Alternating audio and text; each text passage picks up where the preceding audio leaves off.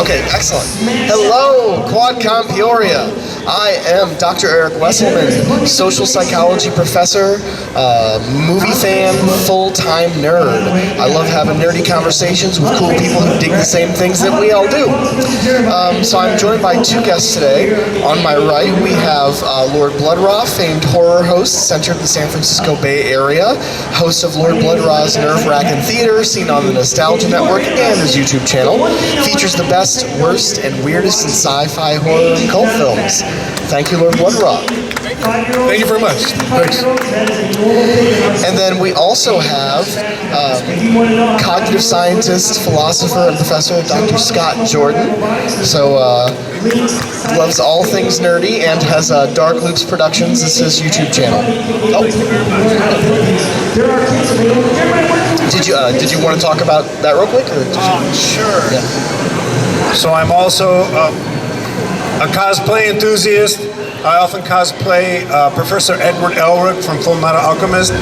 As part of that, I'm writing a book called Your Truth, in which I invite people to write their truth in my book, and I'll publish your truth in my book and write about it when I get it published. So if you'd like to write in my book or finished, please let me know.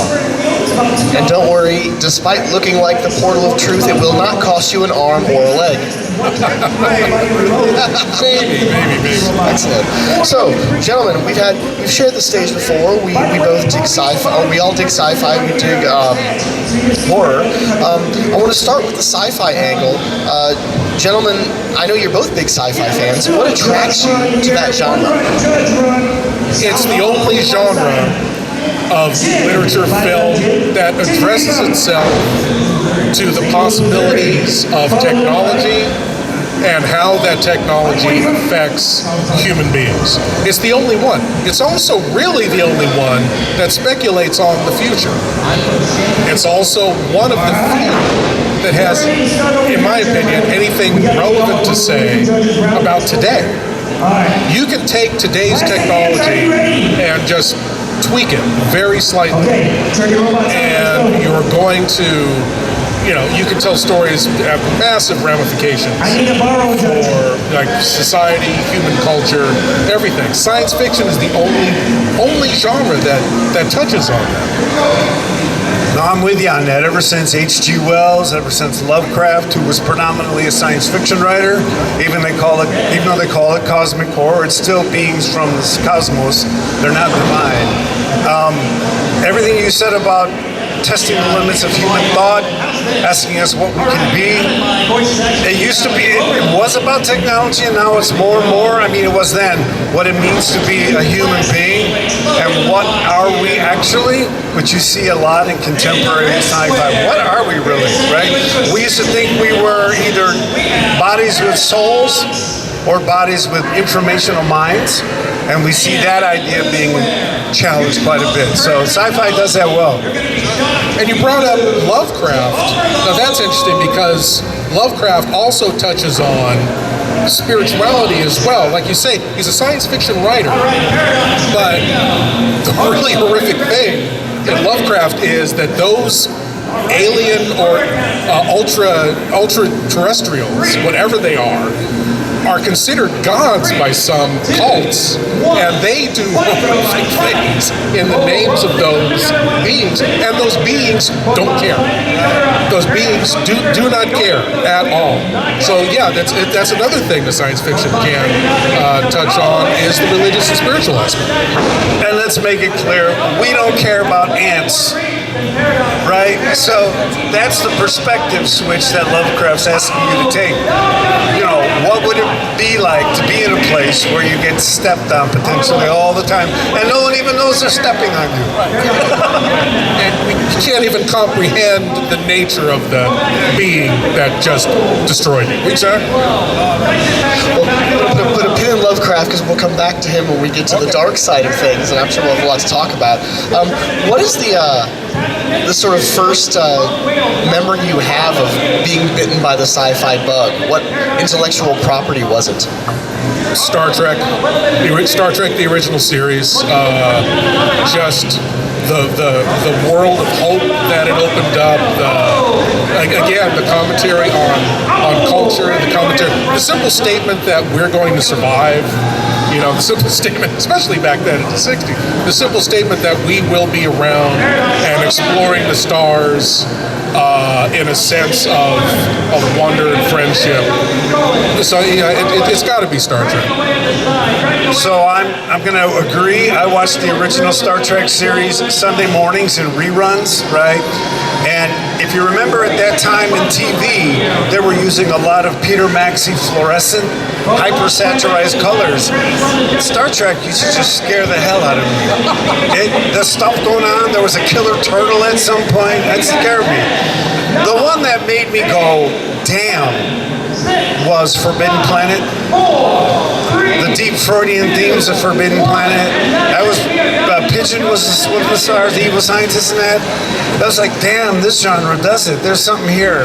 And then, like now, it's The Expanse. I don't know if you've seen The Expanse, but the proto-molecule in The Expanse is the best contemporary take on Lovecraftian cosmic horror, cosmic bliss that I've seen. So yeah, early on when I was young, because I was and then when I was a little older, it's like, damn, that's pretty smart. And now it's like, yeah, this is it. Now, the thing that most recently has gotten me even more excited about science fiction is the three-body problem. That, and I haven't seen the Chinese version. I haven't read the books, but I haven't seen the Chinese version. I've seen the American version of it. What's for those who don't know that? What's the one sentence pitch? God, what is that? What is the one sentence pitch? Chinese scientists invite an invasion. They've had it with humanity. Yes, that's it. Just out of disgust with the way things are going. Yeah, Chinese scientists invites an invasion. That you nailed it. Where can I sign up? Exactly right. Yeah.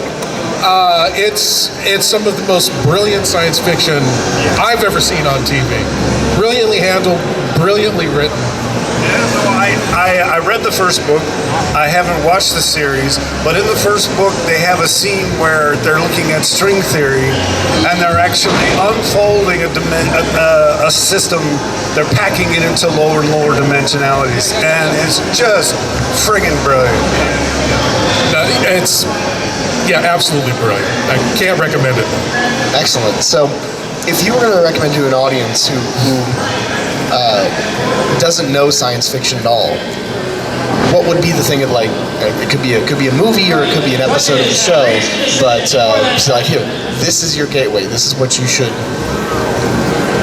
He's got an answer. Oh, who goes there? Yeah, the basis for the thing. Yep.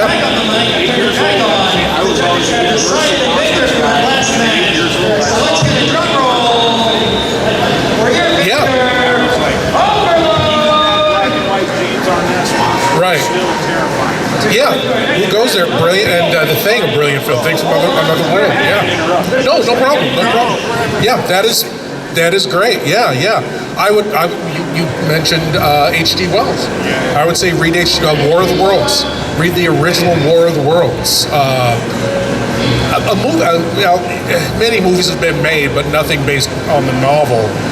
The Invisible Man is great because I love how H.G. Wells takes this kind of fantasy of, wow, it would be great to be invisible and be able to get anywhere. Within like the first 5 minutes, the character realizes this is horrible. This is terrible. He almost gets run over by a carriage. Nobody sees him, so they keep bumping into him. It's wonderful. H.G. Wells is a great gateway into it. If you're reading science fiction, I always prefer the short stories because they get to the point much more quickly. It's that short, sharp shock, and it's much more of an impact. Yeah, but and film-wise, I think you nailed it. Television, I would definitely say original Star Trek, but I think or Outer Limits is great. It's kind of Monster of the Week, but they had some very interesting premises and themes. But Forbidden Planet is just a wonderful space exploration. And again, that statement of hope that we're going to go out there among the stars. The entire crew was white, but we're going to go out into the stars in the 50s. You know, it's going to be, you know, is a crew. There's another movie I remember staying up late by myself and just finding it on TV, and I don't think I was very young, but it's 5 Million Years to Earth. It's a British flick where we find out that we're actually the results of Martian experiments on chimps. And yeah, it's quite a mess in the pits, what it's also called. I bought it on DVD, Blu-ray recently. I watched that and I said, that's smart. And all those movies are about what are we, right? And then for books, Arthur C. Clarke's Childhood's End is a gentle apocalypse, of what I call it. And interestingly enough, I recently saw an academic paper that compared Childhood's End to colonialism and the three-body problem as the counterpoint. So I read that paper and I said, you can't say that about my favorite sci-fi novel. But then I unwrapped it a bit. I would argue with the author, but still, the idea of a gentle apocalypse is just scary as hell, and it's brilliantly written. And sadly, a major motion picture was never made of Childhood's End because V took a lot of themes from it and made it into a weekly series. That was, I don't know, it was fun. It was fun. So, you know, we're talking about, you know, like there's a lot of hope and a lot of aspiration in sci-fi, but you know, they still have conflict, right? As all stories do. But not all sci-fi, as we've been kind of moving towards, is hopeful. You know, some we have are pessimistic or downright terrifying. So one of my favorite sci-fi stories, play by writer Carl Čapek, called Rossum's Universal Robots. And of course, the robots are actually clones, right? But it's all about robot uprising, right? Very much feel that in Westworld. Or we could think anime, right? A lot of sci-fi anime, a lot of cyberpunk really has that dark edge. Akira and Ghost in the Shell. I know that Scott, you riff on some anime? Well, kind of all the way back to Mary Shelley's Frankenstein, right? Our own creation is someday going to kill us, right? Now in this age of AI and the incredible technology we have, that theme is still there. It's more important than ever, you know?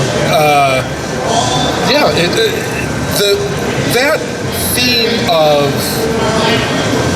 mankind being afraid of being replaced through their own ingenuity is really intriguing, you know. Human beings, I mean, you know, bears have claws and gorillas have strength. Human beings have intelligence. That's our weapon that we evolved with. But that weapon is, you know, proverbially, a double-edged sword, right? We ultimately, you know, that same intelligence that gives us all the wonderful technology that we have, gave us the atomic bomb, gives us all of these horrific weapons and methods to destroy the planet. So, yeah, I think that science fiction, the most potent cautionary tales are about that. That technology should not be a force that is just unleashed without any sense of moral responsibility. I'm totally with you on that, and I think one of the reasons sci-fi is so popular in Western culture, I think, is because of our cosmic dread. In other words, in the Western world, we always separated ourselves into physical parts and soul parts or mind parts. When you look at indigenous cultures, they didn't divide themselves from reality. They were embedded within it, from it, of it, in it. And so they always believed and lived in different realms, right? We haven't. And as in the West, as spirituality, Christianity has had less and less of an impact in the academy, in daily American Western life, what do we replace it with? And we've not been good at replacing it with hope. And so we're not, what the word I'll use is culturally, philosophically geared towards, so for example, how do we celebrate death? Do we celebrate death with hope? Is death transformation? Well, in 80% of the world's populations, death is transformation, and not binary transformation. So I do think a lot of and I'm sure there's horror all over the world. That's not my point in sci-fi. But I do think we're particularly vulnerable to that kind of binary cosmic dread. And I see a lot of contemporary sci-fi, like Annihilation. I don't know if you've seen Annihilation, sort of reacting against this idea of cosmic dread. I think this is probably a horrible simplification, but I think that attitude towards death can be attributed a lot to the economic realities in America, to capitalism. Buy it while you can, buy it while you're alive, because you'll be dead tomorrow and it won't matter. Capitalist being, yeah, right, yeah. So a lot of themes we seem to be circling on here, right? Technology, human ingenuity is a human superpower, but it's also potentially an Achilles heel, right? Oh, yeah. So where do you think the fine line is between utopia and dystopia? There. Do we need some beer for that conversation? Yeah. Here, I wish I had a shot. There's got to be some kind of ethical. I mean, there's the Native American concept of the seventh generation. You think of things the 7 generations out. How you've got to think of what we do today. How will that affect the 7th generation? How will our advancements today affect the world, affect the entire world, affect the future? You know, we've never had it. We have never, ever thought in those terms. I think we really need to start thinking in those terms. Man, you just hit the nail on the head. I mean, the world that our children grow up in, which is a world of advertisement, is a context of consumption. And this idea of asking yourself at any moment, how do I want to remember now? Do I want to remember now 10 years from now with respect or not? If I want to remember myself 10 years from now with respect, what does that mean for how I behave now? And we don't bring that to anything. The traditional view is eternal salvation. So there's 2 places. There's here, and then there's forever. Right? And we don't embed that within, yeah, but what about our kids? Well, we got to save their souls. Well, what does that mean when they can't drink water? I mean, so there are just huge differences in how we approach eternity, how we approach death. And so I think you're absolutely right.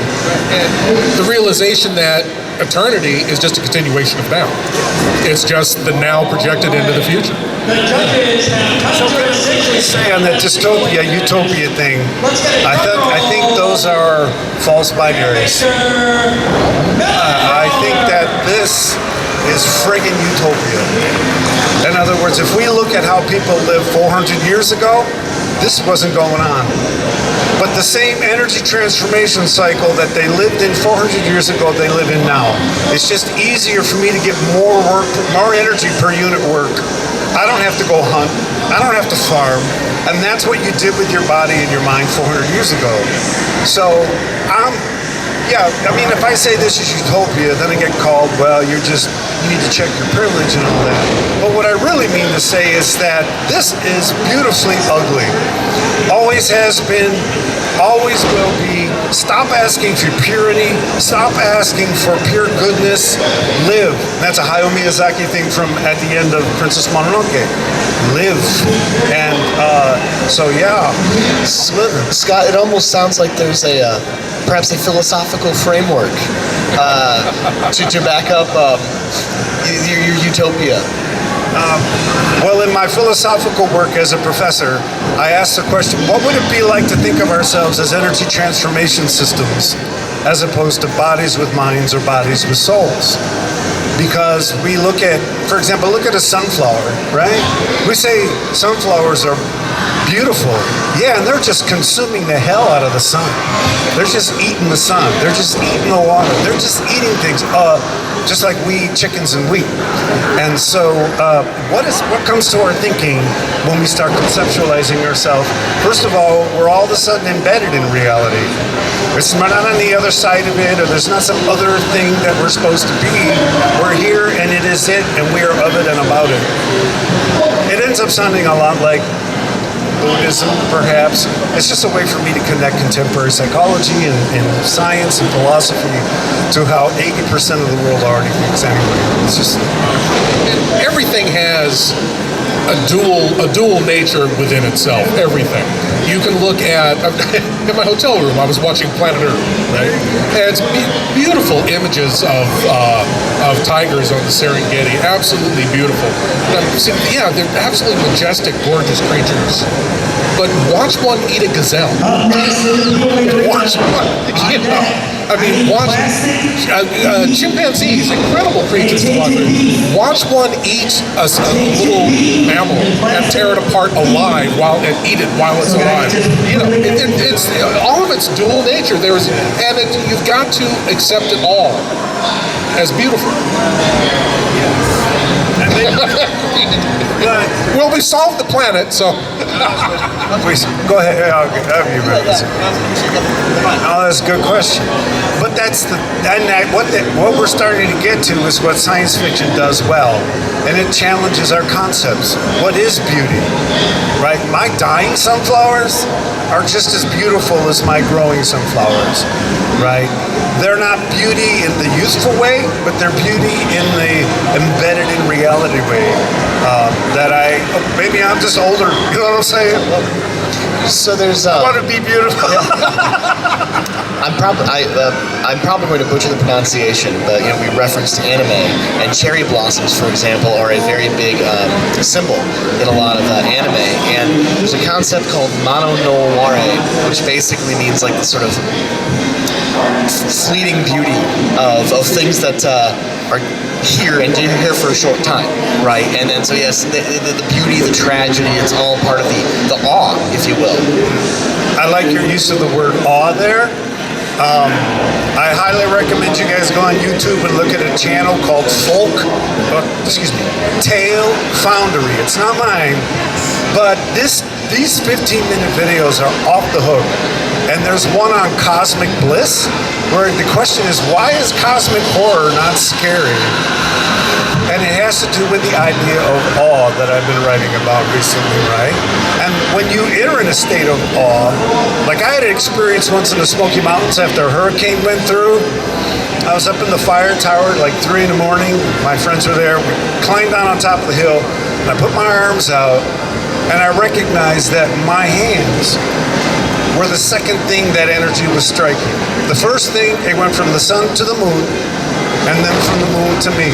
And that was a moment of what I'll call cosmic bliss, right?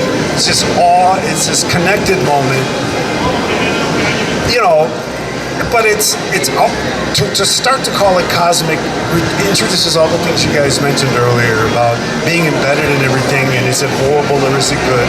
And those are things that we bring to the moment to try to make sense of it, right? It's good, it's bad, it's dread, but those moments are the things that we're trying to use words for.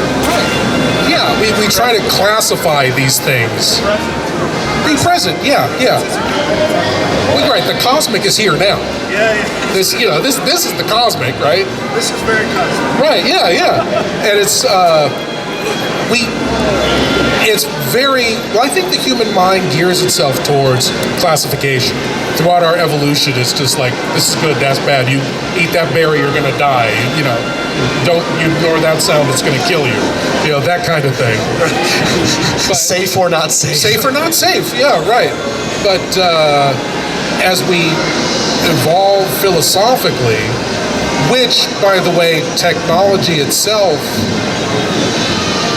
that's an interesting point. Technology itself has removed us, to a certain extent, not completely, but from nature, from those. So within nature itself is that kind of philosophical evolution possible when you're dealing with the day-to-day of foraging for food, not being killed by a predator? There's an amazing animated series on Netflix now called Scavenger's Reign that is about humans who end up on a foreign astrobiological system. It's all about that issue. What are we, and were we evolved to be in this? And this thing looks like cosmic dread, but it's unbelievably good. And it's about the issues you just raised. You're going to check that out? So one of the things I was sort of circling on as we were building towards horror, and as we're kind of talking about it here, this is all wrapped together. There's the author is currently escaping me, but the book is called Devouring Whirlwind. And it's a dramaturge, drama theorist. And the theorist was arguing that there can be transcendence that we often think of looking up to the sort of positive awe, but can we also experience awe negatively, right? So we, just as angelic beings make us realize we are small or part of something much larger, demonic possession, exorcism, it's like this is the person was arguing that all of that, the horror and the hope make us realize how small we really are. Yeah, no, you've just given me the idea for a story about someone who's possessed and it ends up being what we would call a good thing for them, right? You take this genre and flip it on itself, because the phenomenon of possession, whatever that is, we can describe it as demonic if you like, but how do we know that that's not something big? For example, we have the diagnosis of somewhere on the autism spectrum is on the rise in the past 30 years. And we've labeled it a disorder. How do we know? How do we know what's going to sustain itself, right? I mean, one of the reasons white Western culture was able to sustain itself is because, I think, it conceptualized itself as above nature. It was able to manipulate the hell out of it with mathematics in ways that created all this technology, which created weapons that allowed them to dominate cultures that didn't have that holier-than-thou view of themselves. So how we think about ourselves, how we conceptualize what we are and what we do makes all the difference. All the difference. And when we're not paying attention to things that are bigger than ourselves, we don't become bigger than ourselves, right? So sci-fi has been there from day one. I don't care how cheesy the movie is, they've been asking, what the hell are we? Forever. You brought up possession, and this is always interesting to me. Someone that will throw themselves on the ground, thrashing around, shouting out expletives, will say they're demonically possessed. But someone that will throw themselves on the ground, rolling around, speaking in tongues, Yes. that's being possessed by the Holy Spirit. Right, yeah. Where's the difference? Well, yeah. Well, One's an evil entity, one's a good entity. Okay, which is Yeah, well, and then we're talking about the cultural embeddedness of assumptions here, right? Because there are other belief systems, other cultures where spiritual possession, ancestral possession is part of their religious rituals, right?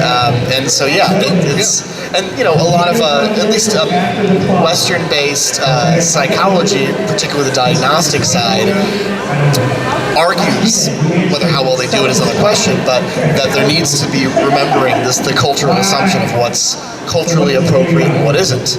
And sometimes we can't even tap into what those assumptions are until they're threatened. And for people in positions of power, their assumptions are very rarely threatened. So they come to feel divine, right? 20% of Hopi children are diagnosed as ADHD.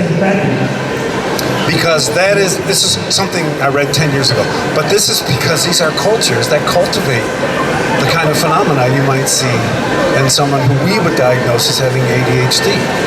The ability to be open, the challenge, the self-challenge of being constrained, which lets you be less constrained, right? In ways that other people can't. So I'm just saying, I'm not saying it's good, it's bad. I'm saying we have no idea what the reality is going to select in humanity. And so if and they probably as a culture have built-in systems, ways that afford that don't put barriers for that way of being. Well, they cultivate it into shamanism, right? I mean, we do shaman. I mean, the Catholic Church still teaches some things that would be similar to the notion of shamanism, connectedness, and that sort of thing. And our connectedness to reality is built into Catholicism and Christianity. It's just got a different way of talking about eternity and ourselves. But yeah, the whole cultural infrastructure creates a space that affords and selects those aspects of being a human being. I don't want to get too political, but if you look at the last 50 years of American culture, my brother, what's being selected? Male sociopath. You've got to be able to close a plant and have 2,000 people be out of a job to be that CEO. That level of whatever you want to call it is something our field tends to diagnose sociopathy. Right? And I have written such that I've referred to the American contemporary capitalist culture as cultural sociopathy. Right? I don't want to get too political, but you just. Well, I was just going to say there's a general feeling of dread in this country, and there's a kind of backlash going on over the incredibly rapid social changes that have gone on. American society and the world has changed over the last 10 years more than it's changed in the last 60. It's amazing. And people, there's a backlash against that. And I think the root of that change is the breaking down of classifications in general. The breaking down of what is more generally what's good, what is bad, what is gender, what is socially acceptable, what can I joke about, what is funny. All these classifications are breaking down and reorganizing themselves, and it's a hard thing to handle for people who are older. Well, okay, it's a hard thing for handle for people who are older, yes. And those people grew up in a space where their categories worked. And so they experience them as divine, right? As it's supposed to be this way. But let's just take the trans population. The trans population is refusing to live in binary gender views. And they're organizing themselves in a lived life that's not just challenging that, but actually obliterating it. Younger people are having children less. They're reorganizing what it means, how you be a human. That has never stopped. It's just there's been so much power in certain concepts that everybody just feels it as divine, as expected. And the current cultural disruption is exactly what we have to go through to get something. If we ever want to get to Star Trek, man, we have got a whole bunch of deconstruction we got to do. Reorganization. Watch The Expanse. It's like what happened between now and Star Trek. Because Star Trek's way too clean, man. I mean, it's way too clean. Way too clean. If there's one criticism of Gene Roddenberry that I've got, it wasn't for the original Star Trek, but for Next Generation when he started it was he did not want any conflict among the crew. And you can't do that. Conflict is drama. And we will never be without conflict. Conflict is life. Conflict is life. Conflict is life, exactly. Humans are complicated, and humanoids, right? Beings, and to be able to work together, there has to be give and take, right? I mean, this issue of when did compromise become a dirty word? I think it goes back to this idea of epistemic categories, right and wrong, right? But there's this ebb and flow. Things are wild, Scott. Wouldn't you say so? There has to be give and take, and there has to be the ability to have your assumptions that you've lived with all your life challenged. The curse, the absolute curse of being, is that you have to have categories. You can't exist without them. Safe, dangerous, edible. You have to corpuscularize, break up reality, be in it.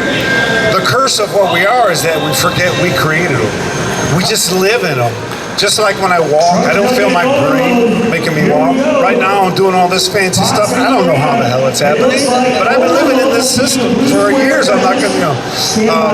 So I think what we can see is going on is Catholicism, basically, you see Martin Luther starting the Protestant movement, which is basically every human being has their own personal relationship with God. We don't need it mediated by a system. That is the beginning of Western individualism. And then you see that making its place over to the United States with the idea of individual rights. Now to the point where the people who we deny rights to are saying, what the hell, yo, what does it all mean? Right? And so what you see actually is an increasing coherence in what the Constitution started off as. But man, it's going to come down to, it's coming back to what can we do for each other. We are coming back to that, and I'm very optimistic about the United States. In 50, 30 years, 30, 50 years though, it's going to look a lot different. Yes. It's going to look a lot different, and I'm excited about what it's going to look like. And I don't think it's going to be Handmaid's Tale. Okay, I think someone will try, but I don't think it's going to happen. Yeah, I agree. I mean, I see people say in memes and things, well, this country isn't like the country I grew up in. It shouldn't be. It should not be. Neither is your body. Oh, yeah. Neither is your body. Look in the mirror, man. You're not the way you were when you grew up. Every morning I wake up and stretch, I go, okay, this is a little harder. Right.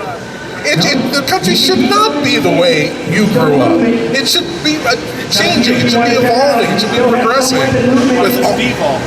Yeah, right. Yeah, it should be changing. So on that note, I'm going to pivot just a little bit here. I'm going to ask you two questions. One, what are you excited about? What's the next sci-fi property you're excited about? And then the second question is, so basically, what are you looking forward to? Show, movie, whatever. And the second question is, where can we find you online? And then that'll be the close of the panel. The sci-fi property that I continue to be excited about Star Trek. I think that Strange New Worlds is a true to form return to what made the original series great. Just taking it and being able to tell modern stories in that way. I think that's fantastic. So that's what I'm excited about.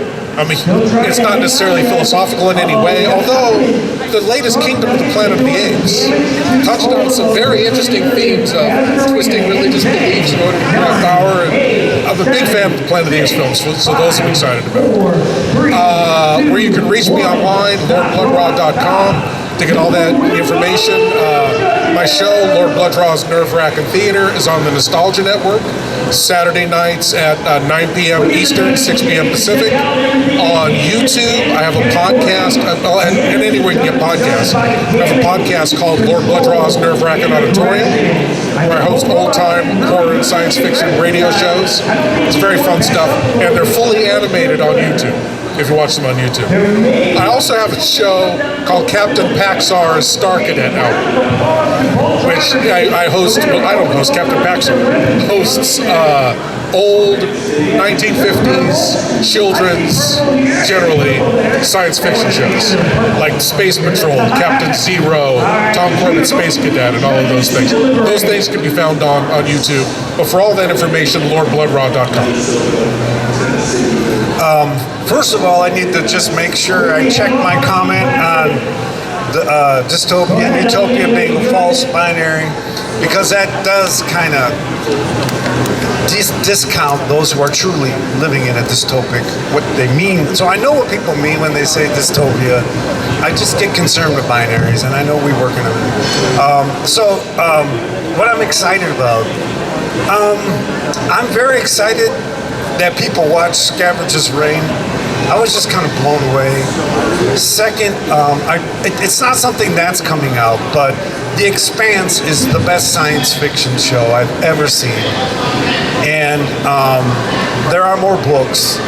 Amazon picked them up, I think, and did seasons 4, 5, and 6. I'm not sure. Those finished a couple years ago, but I would love to see The Expanse books brought to fruition. And of course, I'm going to go see Romulus, right? I have to go see that. But you can find me on YouTube at Dark Loops Productions. I have buttons I can give you when we're done here so you can remember the name. Stickers as well. I'm at Illinois State University. I work in the Department of Psychology with Eric. And it was awesome to be on stage with you again, man. Awesome. And Eric, man, thank you so much for organizing this panel. Let's give Eric a round. So I prefer my sci-fi with a dash of horror, or my horror with a dash of sci-fi. So Alien Romulus is definitely something I'm looking forward to see. You know, that especially because I grew up in the '80s and I actually saw Aliens before I saw Alien. So I'm looking to see how things went, you know, the day before. So I also really enjoy the Terminator series. So hopefully, I'm sure another Terminator thing will come there if Skynet doesn't happen in reality first. Oh my gosh! A24 has a sci-fi flick. It's called Beneath the Skin, with Scarlett Johansson. And she's an alien who drives around Scotland picking up men and then consumes them in a way I won't go into. But it is one of the coolest small-scale sci-fis I've seen in a long time. Just throwing it out there. Oh yeah, no, well, I dig A24. Okay, excellent. Yeah, cool. So, okay, cool. I'll look into that. So, I'm Dr. Eric Wesselman. I work with Scott at Illinois State University. You can find me on Twitter at Eric Wesselman, Instagram at Dr. Eric Wesselman, because apparently I couldn't do just Eric Wesselman there for some reason. And then you can find my YouTube channel, Digital Golgotha Productions, where I have lots of similar conversations with folks virtually. I record these con panels and I put them up there as well. So assuming that the audio is reasonably discernible, these will be up there too. So anywho, gentlemen, always a pleasure. I hope we can do always it a pleasure, brother. Thank you. So, and thank you all very much for coming. Thank you. And enjoy the rest of your con. Yes, thank you.